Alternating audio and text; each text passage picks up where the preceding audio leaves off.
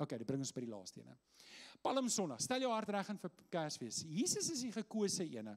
En ek wou hierdie punt tweede gemaak het, want hy sou vir my beter inpas, maar ek het hom laaste gemaak met 'n rede, en jy gaan nou sien. In Johannes 1 vers 29 staan daar, die volgende dag sien Johannes vir Jesus na hom toe kom, en hy sê toe, dis Johannes die doper, en hy sê toe, daar is die lam van God, wie die sonde van die wêreld wegneem. Nou, Johannes is eintlik die laaste Ou Testamentiese profeet. So, eintlik wat hy daar sê, is eintlik 'n profesie. Hy sê, dit is hy. Dis die een wat beloof is, hy kondig dit aan, hy maak die pad reg vir die Here. So, Jesus het homself nie aangestel nie. Jesus het nie net eendag opgedag en hy besluit, dis 'n goeie idee, ek gaan maak of ek die seun van God is nie. Nee, dit was voorspel uit al die profesieë, en die laaste profeet Johannes het dit aangekondig, hy was aangestel daarvoor. So ons moet verstaan die Here, die Vader het hom gestuur. En in Johannes 20 vers 21 lees ons Jesus met sy disippels praat. Hy sê, vrede vir julle, sê hy weer vir hulle, want soos die Vader my stuur, stuur ek julle. So die Vader het Jesus gestuur om te sterf. Hierdie gebeure wat hier afspeel is deur die Vader georkestreer. Dit was sy plan. Hoekom? Want God het die wêreld so lief gehad dat hy sy enige gebore seun gestuur het, sodat die wat in hom glo nie verlore sal gaan nie, maar die ewige lewe kan hê. Nou, moet ek vir jou sê, was vrywillig. Jesus was nie verplig gewees nie. Jesus was nie verplig gewees nie. In Johannes 10 vers 17 tot 18 sê Jesus dit ook. Hy sê die Vader het my lief, omdat ek my lewe aflê om dit weer op te neem. En dan sê in vers 18, niemand neem dit van my af nie, maar ek lê dit uit my eie uit af. Nou okay, hoekom sê ek al hierdie goeders? Onthou nou, ek is besig om julle harte voor te berei vir Paasfees. Ek wil hê, al die vrae moet klaar geantwoord wees wanneer jy Vrydagoggend hier sit, dat jy al die agtergrond reg verstaan. Hierdie week wil ek jou mooi vra om al die verse saam met my te lees, sodat jy die agtergrond reg het. Dat jy die volle impak van Paasvrydag en die nagmaal kan begryp, sodat jy die volle impak van die opstanding van die Here Jesus kan begryp. Jesus kies om gehoorsaam te wees. Hy weet wat kom. Dit was nie vir hom 'n verrassing nie. Hy het geweet wat kom. Jesus kies gehoorsaamheid. Jesus, laat hierdie ding by jou insink.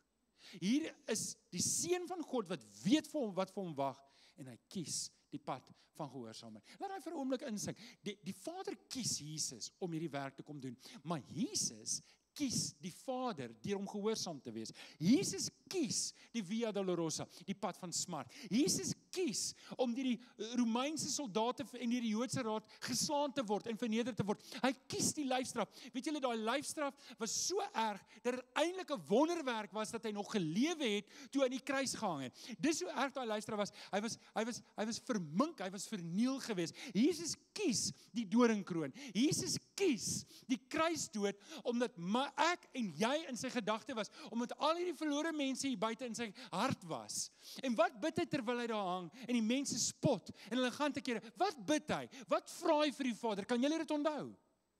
Vader, vergewe hulle. Hierdie mense weet nie wat hulle doen nie. Dat ek en jy sal bid vir hierdie wêreld hier buite terwyl hulle rondgaan en nie verstaan wat hulle doen nie. Dat ons by die Vader ook sal pleit en sê, Vader, vergewe hulle. Hulle weet nie wat hulle doen nie. Gee ons nog 'n kans. Gee ons nog 'n kans om Jesus in hulle te bring.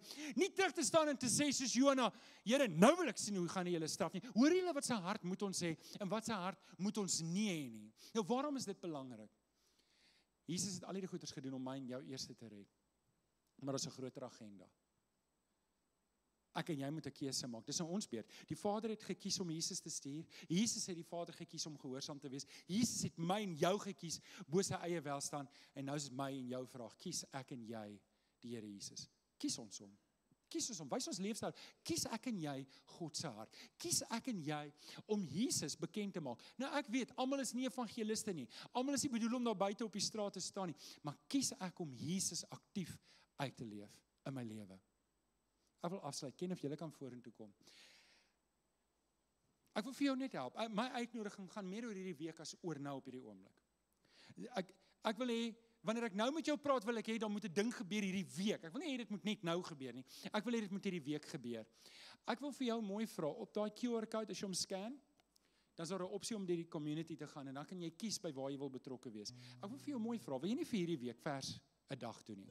Want daar kan ek vir die vers, ek wil dit nie op die groot groep stuur nie, want ek is bang, 'n paar van julle gaan dalk nie, mense nie almal wil soveel boodskappe hê nie. Daar kan ek vir jou die boodskappe stuur, en ek weet, Dis op my terme. Maar ek wil dit graag vir jou stuur. Ek wil hê jy moet vanoggend 'n besluit neem om te sê, ek gaan hierdie week tyd uitsit om daai verse te lees. Dit gaan jou omtrent 10 minute vat elke oggend. Ek gaan elke oggend 6 uur vir jou stuur. Maar maak 'n keuse en sê, ek wy myself toe. Dalk doen jy nie stilte tyd, jy het nie tyd vir stilte tyd nie. Maak hierdie week tyd vir stilte tyd om dit te doen. Oorweeg om saam met ons te Passion te kom. Ek weet dit is nie almal se ding nie, maar ek wil jou vra oorweeg. Daar's Dinsdag aan en dan is daar Woensdag. Oorweeg dit om saam te kom kyk. Ek weet vir 'n paar van julle is dit te veel, maar as jy enigstens kan en kan sien, kom kyk dit saam. Kom kyk dit saam en dan ek wil jou vra, ek wil jou vra om te oorweeg. Ek weet baie van julle het beplan om weg te gaan volgende naweek en ek staan nie teen dit nie. Maar as jy hier is, kom kerk toe. Kom Vrydag, kom gebruik saam nagmaal.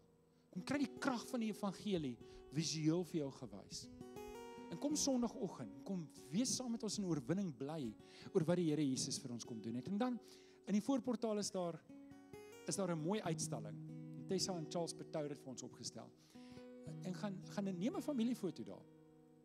En dan sit jy dit op jou Facebook. Want this is our time to shine. Dis 'n baie maklike manier om te sê, gaan nie oor die kerk nie, dit gaan oor Jesus. Gaan nie oor Tygerberg Gesinskerk nie, gaan nie oor TGK of TVK nie. Dit gaan oor Jesus en dis wat ons wil bekend maak. Amen. Gaan ons hierdie pad hierdie week saam stap? Is julle in?